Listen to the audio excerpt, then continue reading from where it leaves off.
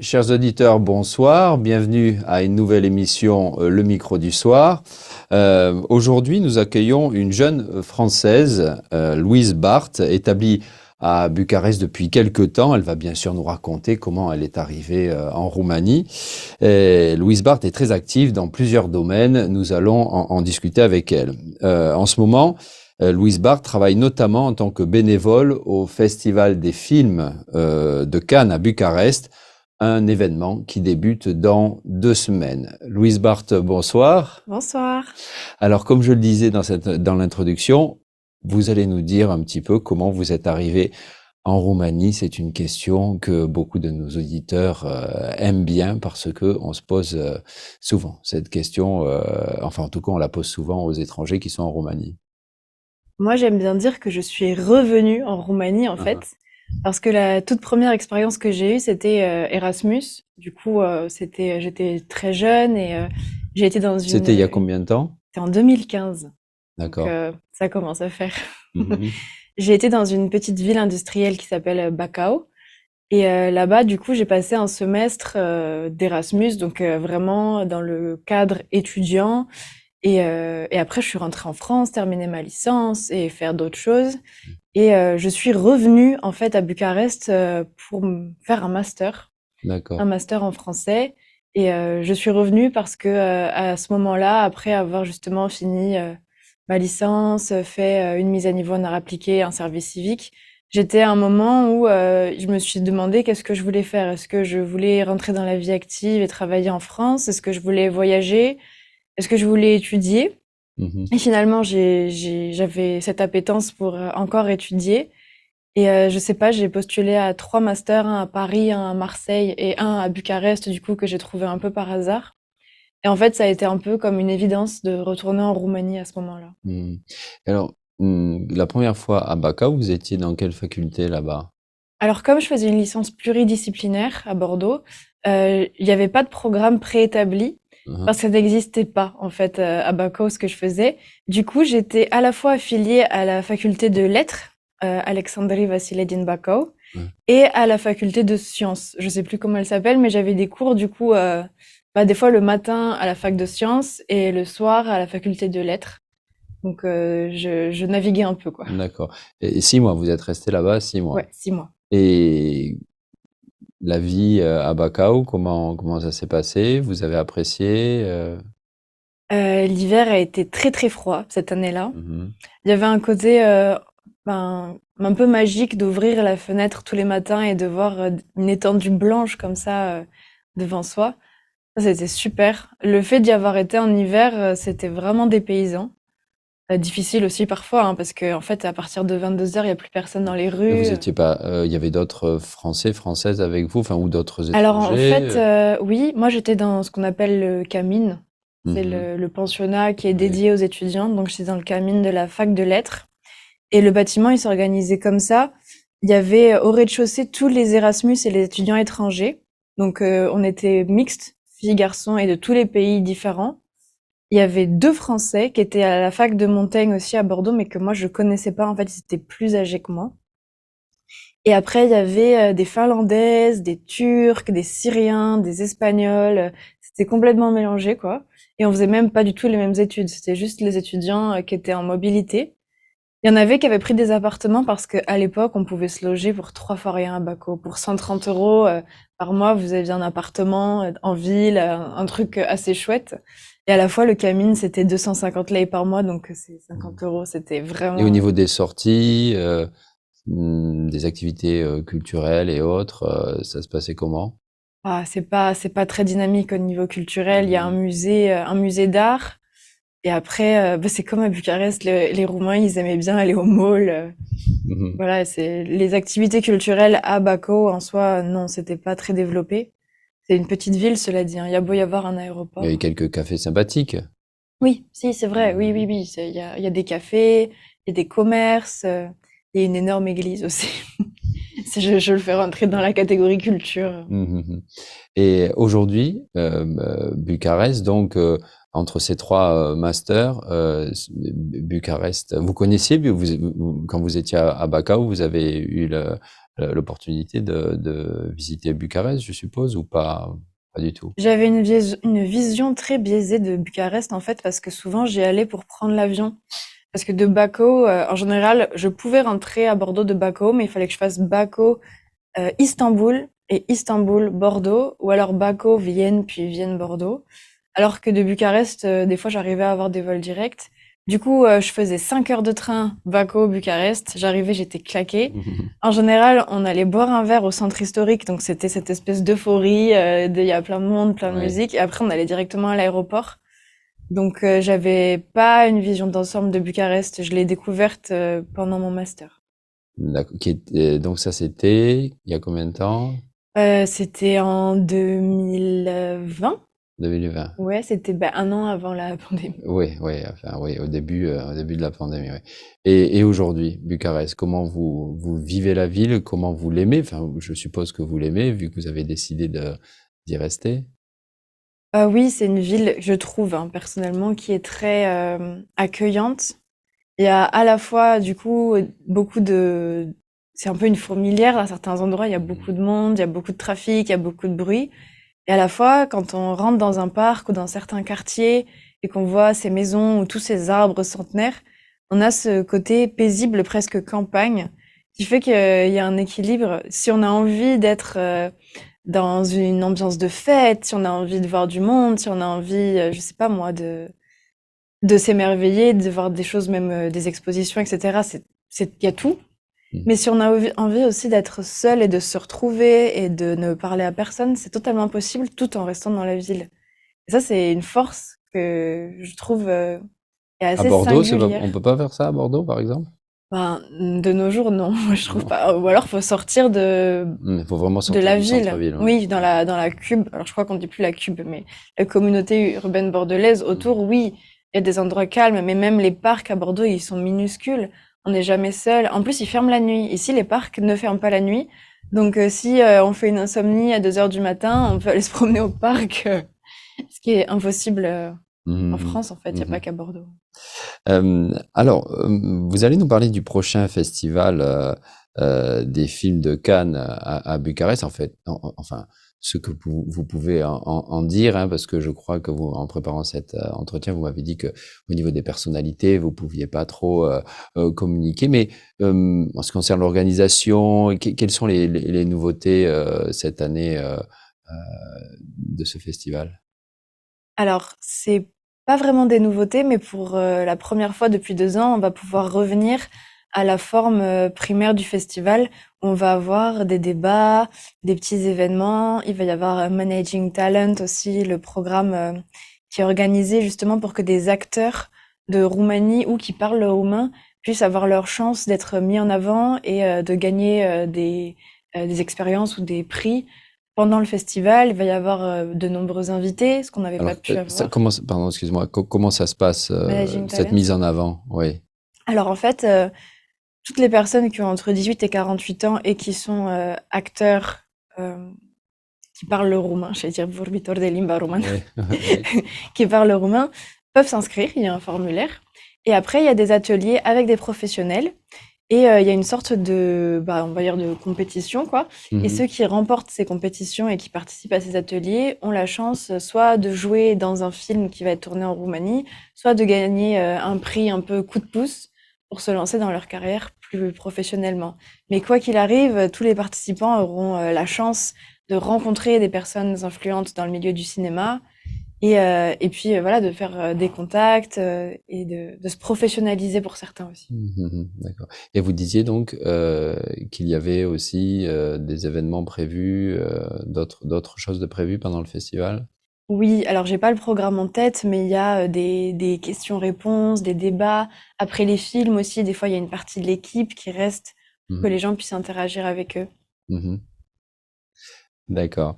Et c'est toujours Christian Mungiu, hein, qui sera aux commandes. Une nouvelle fois, en préparant cette émission, vous m'avez dit que vous aviez eu un coup de cœur pour Mungiu. Oui, moi, quand je l'ai rencontré la première fois, je m'attendais pas à une personne aussi douce, gentille. je sais pas, c'est bête, hein, mais même humble, en fait.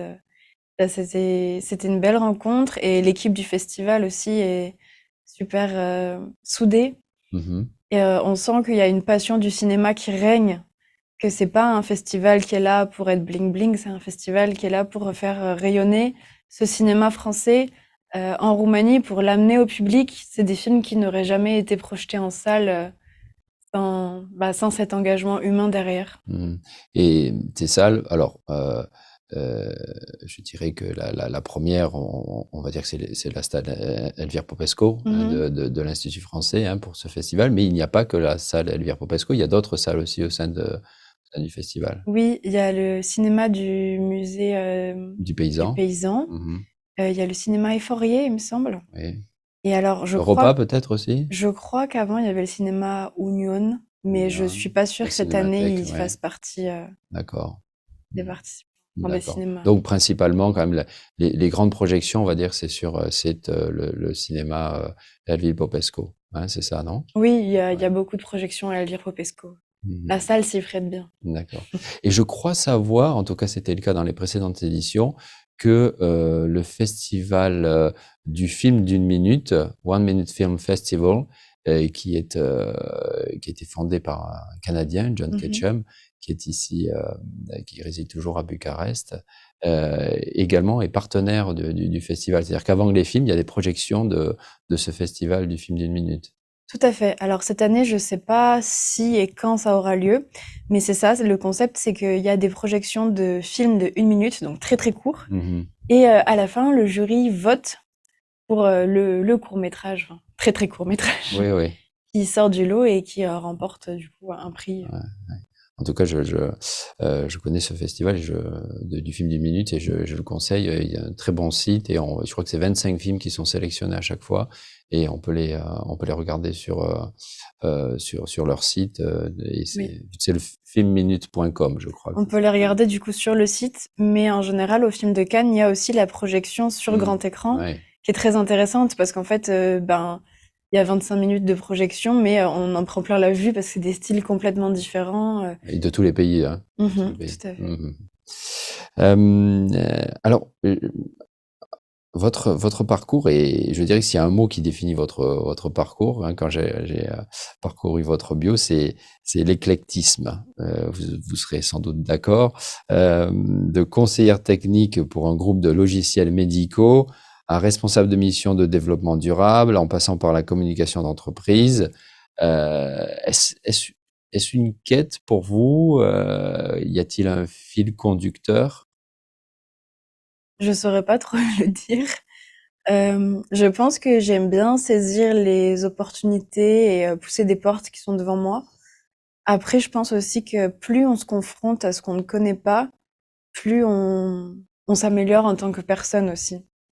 Par exemple, voilà, moi, l'informatique, à la base, c'était pas mon dada. Mhm. Je viens d'une famille, de musiciens, j'ai toujours plus eu ce côté, créatif en moi et en fait, j'ai adoré, rentrer dans ce monde où, voilà, c'est des gens qui passent, 10 heures par jour sur des ordinateurs, qui comprennent, des choses, des formules de code, des algorithmes qui pour moi n'avaient aucun sens avant de le découvrir. Et en fait, quand on arrive complètement dénué de compétences dans un domaine, on est surpris à quel point les gens sont enclins à vraiment prendre le temps de tout vous expliquer et de vous faire aussi aimer ce qu'ils font. Et j'ai l'impression que quand on arrive avec, sinon son diplôme et qu'on dit: «Oui, je sais faire ça, nanana», en fait, on est un peu chacun dans sa ligne directrice Mhm. et on fait pas forcément attention au travail et Mais c'est courageux aux améliorations. de votre part, cet éclectisme, parce que j'ai l'impression que on demande aux jeunes toujours d'être, pas nécessairement de se spécialiser, mais d'avoir une profession, d'être, voilà, oui, d'avoir une profession, alors que vous avez choisi voilà, de découvrir plusieurs chemins. Donc oui, je dirais que c'est assez courageux. J'ai l'impression que les plus jeunes générations, elles le sont encore plus courageuses. Mhm. Ils ont décidé de dire non à beaucoup de choses, notamment à la voie professionnelle unique, Mhm. mais aussi, à la valeur, toute puissante des diplômes et justement des écoles, et cetera, et plutôt à privilégier les expériences, les rencontres et à s'écouter plus aussi peut-être tout simplement parce que peut-être qu'il y a des Ça, vous le gens ressentez qui hein, au oui. sein de vos camarades de classe, je dirais. Ouais. Oui, mais même j'ai une petite sœur donc qui est Ah. beaucoup plus jeune que moi et juste en parlant avec eux, on se rend compte qu'ils ont décidé que ça allait pas être tout tracé, que ça allait pas être une voie unique et que c'est bien et nous, ce dont on se faisait un drame de ne pas avoir de diplôme ou de ne pas avoir de carrière, eux l'ont totalement dédiabolisé et se laissent le temps et le choix et c'est un point très positif. Je pense que Mm. c'est un bon sens. Tout à fait. J'en discutais avec des invités récents parce que voilà, c'était la rentrée, donc j'ai invité des professeurs ou des responsables d'université et également voilà, ils allaient dans votre sens. Ils me disaient que il y avait aussi chez les jeunes une envie de faire sens, que la structure dans laquelle privée ou publique, au sein de laquelle ils allaient travailler devait être, par exemple, responsable socialement vis-à-vis de l'environnement. Donc ça va dans ce sens-là également. Vous sentez autour de vous des jeunes qui ne cherchent pas nécessairement le confort matériel et un bon salaire, ils veulent plus. Là, pour vous, c'est vraiment une tendance de fond et forte. Oui, bien sûr, sans Alors, je sais pas en dévaloriser Roumanie, en France, en tout cas, ça a l'air de se passer, mais vous le ressentez de façon générale. oui, sans dévaloriser la valeur du travail, ça je tiens à le souligner. Mhm. Mais oui, pas forcément pour des motifs financiers, mais même moi, j'ai l'impression que quand je vais dans une association, entreprise, même pour un petit bout de temps, j'essaye d'amener effectivement une valeur ajoutée éthique, que Mhm. ce soit sur l'environnement, sur le bien-être des gens entre eux. Parce que le travail, c'est pas que effectuer une tâche, c'est aussi être faire corps dans une entreprise avec des gens et un système, quoi. Mhm.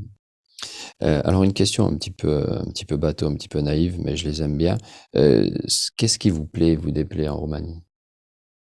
Mhm. Euh, Ce qui me plaît le plus, c'est la météo. Des fois, je me demande même s'il n'y a que 4 saisons parce que on arrive à avoir des paysages très différents d'un mois sur l'autre. Là, on va rentrer sur la période automnale Bordeaux, vous êtes de Bordeaux, c'est ça ou des Landes, des Landes, pardon. en Mhm. dessous. Mhm. Parce que Bordeaux, d'ailleurs, est à la même latitude que Bucarest, hein, Oui, si on tire un si je me trait sur la rappelle. carte, Ouais. en fait, la Voilà, maison où j'ai grandi et Bucarest, c'est à peu près tout droit pendant d'accord. 3700 Mais par contre, la kilomètres. météo est différente. C'est pas Mais la en même. fait, dans les Landes, on a un climat qu'on appelle océanique. Oui. Et à Bucarest, c'est un climat continental, comme au Canada en fait. Ce qui fait que c'est beaucoup plus sec et les saisons sont beaucoup plus marquées.